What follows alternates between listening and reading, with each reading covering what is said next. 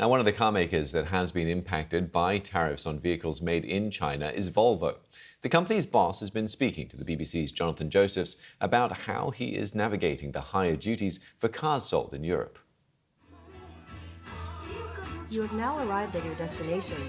Launched last year, the EX30 is Volvo's smallest ever SUV and a big part of its plans to sell only electric vehicles by 2030. But global trade wars mean disruption to a company that, despite waning demand for EVs, is selling more cars than ever and whose profits are accelerating. I think that maybe the most encouraging thing is that we're taking market share.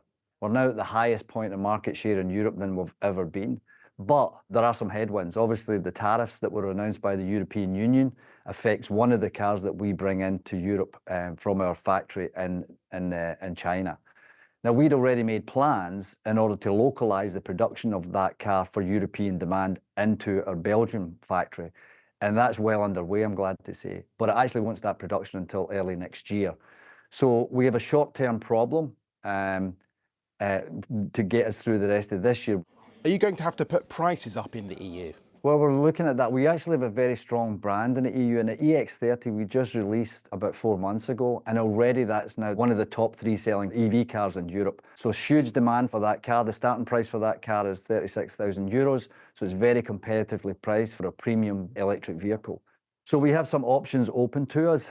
Some of that is maybe price increases, but we're looking at all of those different eventualities right now. What sort of price increases might that be?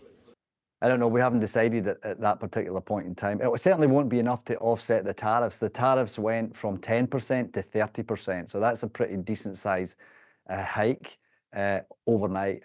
When it comes to the tariffs that the EU and the US has put on electric vehicles made in China, no retaliation just yet from China, but how concerned are you that this could become a vicious circle and that could damage not just your business, but the whole industry? For us, because we've been building up the in-region, for-region resilient supply chain, we actually have 3 manufacturing facilities in China. We have 2 right now in Europe, which, we're adding a 3rd in Slovakia, and we have 1 in the USA, which we continue to invest in. So I think we're well covered from a manufacturing point of view, from a supply chain and components point of view. I think we can navigate through most of the twists and turns that are likely to come, however they transpire. But I can understand that question, because I think that will be a much tougher challenge for maybe some other people.